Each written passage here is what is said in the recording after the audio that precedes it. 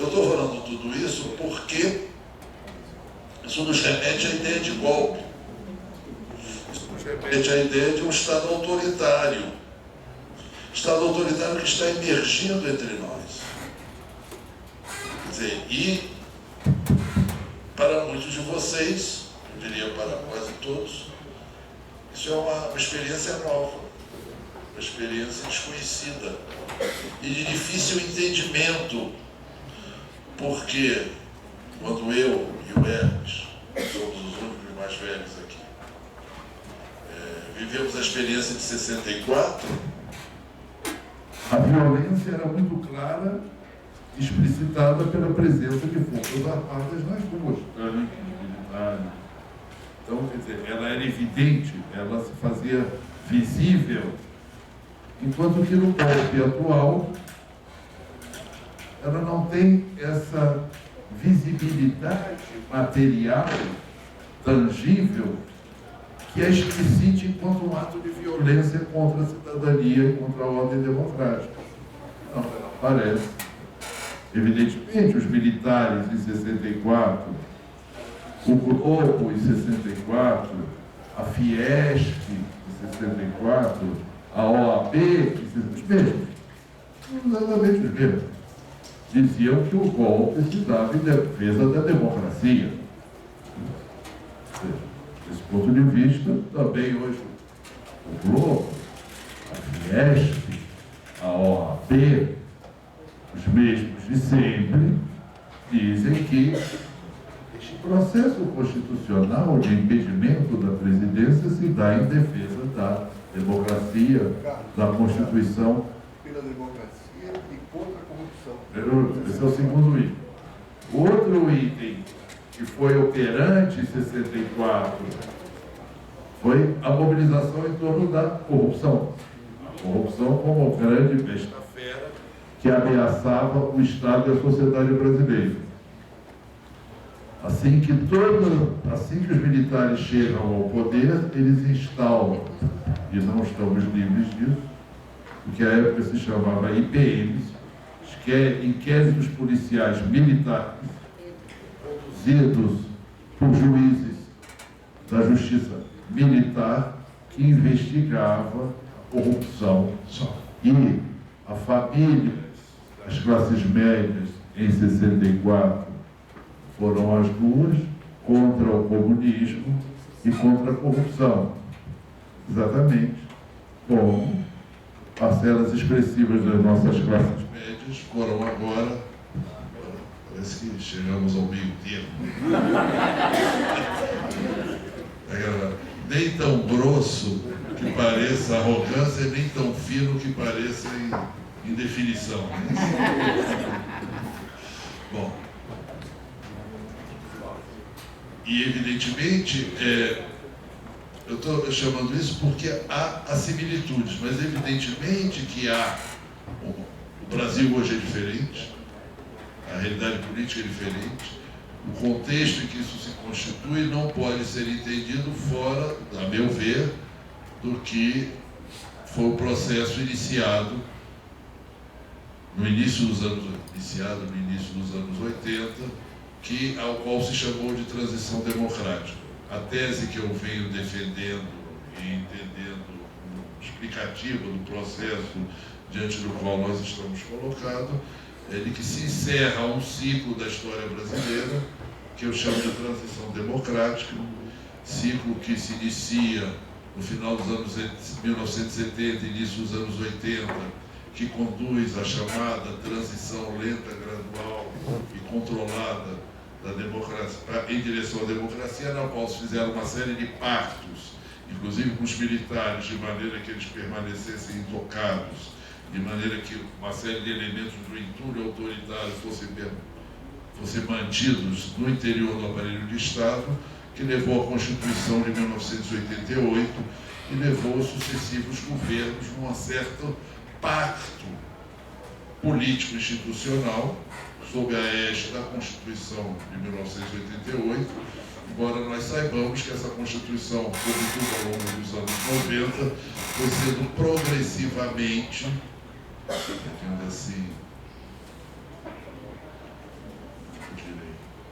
corroída por uma série de emendas, eu não já sei quantas emendas já estamos, que foram destituindo aquela Constituição dos seus elementos mais progressistas, aqueles mais voltados para a constituição de um Estado com capacidade de intervenção, progressivamente adequando o Estado brasileiro a uma série de reformas neoliberais que se iniciam ao longo dos anos 90.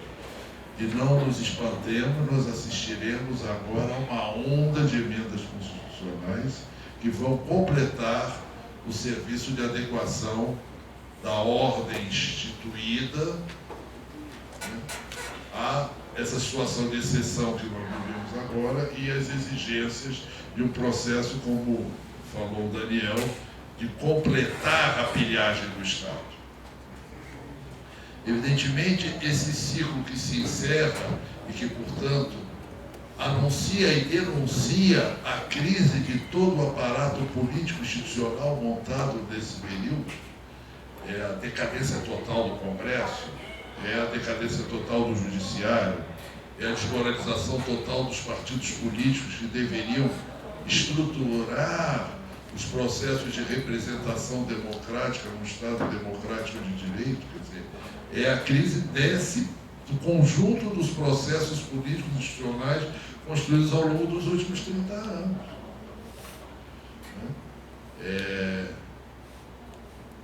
Também, em 1964, o que se assistiu foi um processo de crise, até por alguns autores chamados, do chamado Pacto Populista, né? Que em 64 o golpe rompe com aquele equilíbrio relativo estruturado a partir da Constituição de 45.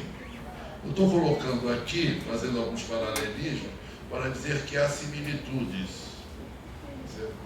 Evidentemente que há enormes diferenças na dimensão e natureza da economia brasileira e sua inserção na economia internacional, na composição social da população brasileira, quer dizer, o caráter mesmo da composição desta sociedade, também no lugar e papel que uma determinada nova esquerda, nova, no final dos anos 70, hoje parece precocemente envelhecida, né, que é o PT e as forças sociais que se articularam ao final dos anos 70 e início dos anos 80 e que são a grande esperança que nasce no processo de democratização dos anos 80 e que aponta para a possibilidade da construção de uma alternativa social mais justa, mais generosa, menos elitista. Nós somos ainda hoje, entre as 3 ou 4 sociedades, países mais desiguais do mundo no que diz respeito à distribuição da renda nacional e no que diz respeito à distribuição do patrimônio, da riqueza, dos ativos, como gosta de dizer o Daniel com a sua linguagem de economista sério. Isso. Então, nós somos o país mais desigual, mas nós estamos marcados pela herança da sociedade do café com leite, das oligarquias e do escravismo. A nossa população negra é uma população miserável, oprimida e discriminada. Nossa população indígena foi exterminada. Esse é o país que nós herdamos. Esse é o país que nós pretendíamos e acreditamos. Vários de nós, aí já tinha mais alguns aqui mais jovens, nessa segunda etapa de retomada das lutas, etc., do processo de transição, em que o PT, o novo sindicalismo, os novos movimentos sociais seriam capazes de conduzir a transição democrática, mais além da reforma institucional, uma mudança das relações sociais. Não instaurar uma sociedade revolucionária, mas pelo menos uma sociedade menos elitista, menos brutal, menos desigual, menos perversa. Esse é o nome da nossa. Eu sempre digo, chego lá em São Paulo, como é que vai o Rio de Janeiro? Aquela cidade maravilhosa, perversa, que desgraça. Maravilhosa e perversa. Se não tivesse fora de moda, eu faria uma piadinha machista, dizendo que é perversa e maravilhosa como muitas pessoas que nós amamos. Né? Então, perversa, uma cidade de uma perversidade inacreditável, com a qual nós nos habituamos a conviver e que nos parece, tal como convivemos com ela, deixamos nos espantar com a sua brutalidade, com a sua perversidade, com a sua violência. Quer dizer, digamos assim, como se fosse uma anestesia social, cultural, que nos torna habituês da miséria, da perversidade, da brutalidade, não sei o que, a não ser quando é uma moça, ou um filho, ou uma criança da classe média, que aí tem nome, endereço, avós. Quando são os negros das nossas favelas, eles não têm nome, não têm retrato, não têm avó, não tem pai, não tem mãe, não tem endereço. Esses são os anônimos que podem ser descartados, e são descartados aos montes. Uma parcela deles está nas cadeias, o Brasil é a terceira maior população carcerária do mundo, e os outros são mortos. Nossa juventude nele está sendo morta, de morte violenta, a tal ponto que na pirâmide etária da nossa população você já nota um dente para dentro quando você pega a faixa etária de jovens entre 15 e 26 anos, coisa assim, negros. Que é uma morte sobre os homens negros e jovens. Eu acho que um ciclo se encerrou. Outra diferença brutal, a experiência, que seria a experiência de um governo cujas lideranças mais expressivas e cuja trajetória anterior apontava para compromissos com os movimentos sociais, com as classes trabalhadoras. Não fora o seu líder máximo, o Lula, uma expressão legítima e inquestionável do movimento operário paulista, no final dos anos 70 e início dos anos 80. E o Partido dos Trabalhadores, resultado de uma espécie de convergência de três vetores fundamentais da esquerda brasileira. O sindicalismo, que se constitui desde os anos 80 e 70, sindicalismo de oposição, não pelego, a esquerda tradicional que vinha dos sobreviventes da resistência à ditadura militar, e a igreja de esquerda, a esquerda cristã, sobretudo católica, esses três vetores constituem o PT. Eu diria que os três eram o que tinha de melhor na esquerda brasileira. A nossa tradição, tradições diferentes, que convergem todos eles para dentro do PT e gerando uma extraordinária esperança. Foi essa esperança que talvez já alguns de vocês talvez não tenham visto nascer, mas viram quando ela começou a esmaecer. Ela começou a esmaecer quando essa esquerda, ela mesma, uma vez assumindo o governo, passa a compor com as forças mais tradicionais. Exemplo, uma das personagens mais falantes hoje em dia é o Romero Jucá. Eu sempre me pergunto, eu ainda quero que alguém faça uma tese sobre o Romero Jucá, merece uma tese de doutorado. Romero Jucá é pernambucano, mas ele é senador por Roraima. Eu não sei se há algum roraimense por aqui, mas sem querer desprezar Roraima, todos concordaremos que não é uma grande força política e econômica e cultural na Federação Brasileira, no estado de Roraima. No entanto, o senhor Romero Jucá foi líder do governo Fernando Henrique Cardoso no Senado. Foi líder do governo Lula no Senado. E é ministro do Planejamento, e um dos principais porta-vozes do neogoverno golpista Temer. E a gente podia pegar o senhor Joaquim Levy, ministro escrachado pela esquerda, foi secretário de Política Econômica do governo Lula. O senhor Henrique Meirelles, atual ministro da Fazenda, foi presidente do Banco Central do governo Lula. Isso gera para nós uma perplexidade enorme. Eles estão dando golpe para que tudo permaneça como está? Para que golpe?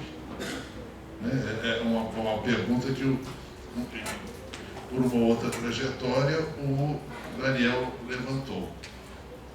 Eu diria que há várias explicações. Primeiro, o Daniel levantou uma, quer dizer, apesar de todas as concessões, vamos combinar. Diferentemente, por exemplo, do que aconteceu na Argentina sob o governo Kirchner, nós temos não apenas um entulho autoritário que sobreviveu a toda a transição democrática e a 13 anos de governo lulista, ou petista. Todas as reformas neoliberais feitas nos anos 90 permaneceram intocadas nos 13 anos do governo de Lula. Por exemplo, Programa Nacional de Desestatização, lançado pelo governo Collor, está vigente. Ao longo do governo Lula foi ampliado para a área de portos, rodovias, ou seja, o programa de desprivatização, de desestatização foi ampliado.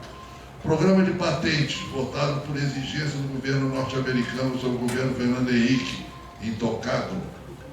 O processo de privatização da Petrobras, me perdoem, a Petrobras hoje, a maior parte das suas ações está na mão de particulares e é negociada na Bolsa de Nova York. O governo brasileiro mantém o controle, mas ela já não é mais uma empresa majoritariamente pública. Ela está subordinada às leis da Bolsa de Valores norte-americana, porque as suas ações são lá negociadas. Ela já não é mais da esfera da soberania do Estado Nacional, que está subordinada às regras da Bolsa de Valores americana. Eu podia citar uma série de exemplos. Por exemplo, outras, o governo Lula foi mais adiante do que teria tido coragem o governo Henrique Cardoso. É o meu.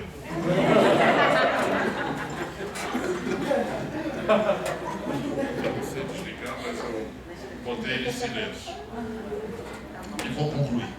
Por exemplo, a lei que autorizou a implantação dos transgênicos no Brasil, exigência de grandes corporações internacionais, em particular a Monsanto, e de boa parte do agronegócio, medida tomada no governo Lula.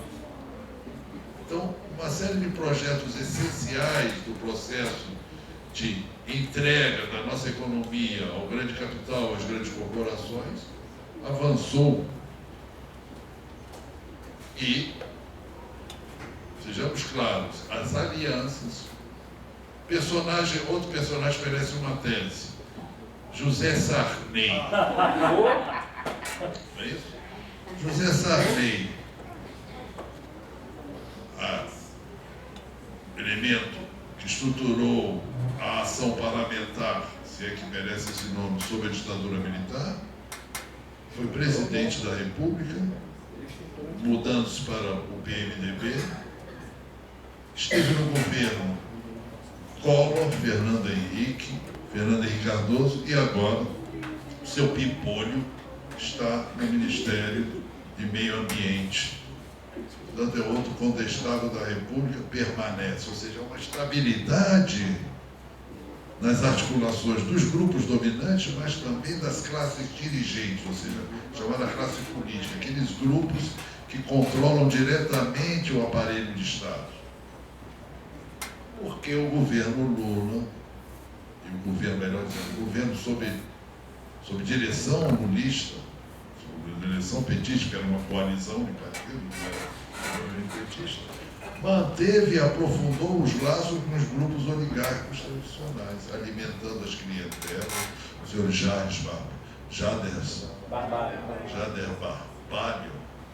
É difícil você falar esse nome sem vomitar. E tantos outros que eu não vou aqui. Uma enorme estabilidade dessas pessoas também. Por que então o golpe? Acho que dois elementos fundamentais.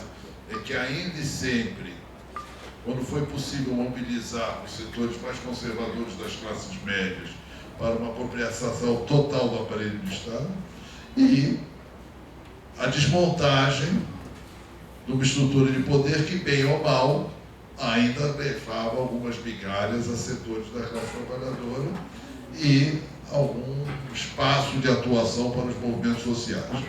Eu vou parar por aqui porque eu quero dizer o seguinte: eu acho que nós ainda não nos demos conta da gravidade do momento que vamos enfrentar. Estou querendo dizer com isso, acho que se encerrou um ciclo da nossa história, abre-se um outro. O avanço neoliberal, a entrega do Estado, a entrega do patrimônio da nação vai avançar de maneira séria, onde a brutalidade e a violência sobre as classes e movimentos populares vai avançar de maneira séria, onde os aparelhos de controle social e democrático ainda preservados, entrevista hoje do ministro da Justiça, atentem ao ministro da Justiça. Não é casual a escolha do senhor Alexandre, não sei das quantas, secretário de Segurança Pública de São Paulo, onde, ao que muitos já advertiram, se fez uma espécie de laboratório da repressão que agora vai ser exportada para o conjunto do país. Este senhor acaba de declarar que ele não tem nenhum compromisso com escolher o principal, a pessoa, lista tríplice do Ministério Público Federal, que o Ministério Público Federal não é absoluto, ou seja, eles agora vão começar a direcionar todos os órgãos da República e a controlar tudo. Também disse que não é a liberdade de expressão, não é absoluta, a declaração dele hoje no UOL. Atentem, nós vamos enfrentar. Preparem-se, jovens. A minha filha, eu sou velhinho já, a minha filha tem a idade, já está mais velha que a maioria dos nossos estudantes aqui da graduação. Ela diz: pai, na sua época era fácil saber qual era o lado certo e o lado errado, agora está difícil. Bom, a história trouxe a vocês a possibilidade de ter claro onde está o lado certo e o lado errado. Eles estão do lado errado, eles são os inimigos do povo brasileiro, eles são a velha elite de sempre, eles são os perversos que reproduzem a perversidade nessa sociedade, eles são brutais e essa brutalidade, preparem-se, meus queridos, vai se abater sobre nós. E a universidade tem um lugar e um papel fundamental, como em outros momentos da história brasileira, de ser uma trincheira de resistência. Por isso que eu acho muito importante, a gente tem que estar junto, a gente tem que estar discutindo, a gente tem que estar agindo coletivamente, a gente tem que estar criticando, sem abdicar da nossa capacidade de pensar, de refletir, de questionar essa mídia completamente, essa grande imprensa, completamente comprometida, e essa elite absolutamente perversa. Então, nós estamos colocados diante de uma situação desafiadora, nós não temos claro como agir, e a melhor maneira de enfrentar essa dificuldade, primeiro, é reconhecer as dificuldades de saber como agir. Nós estamos um pouco perplexos e temos que reconhecer a nossa perplexidade, inclusive para poder sair dela, e não fingir que sabemos o que fazer. Não temos claro, é um inimigo que, embora conhecido, como eu falei, a Fiesp, a AB, a Globo, as grandes corporações, os bancos, o capital internacional, sabemos quem são. Eles vêm com uma cara nova e isso nos confunde.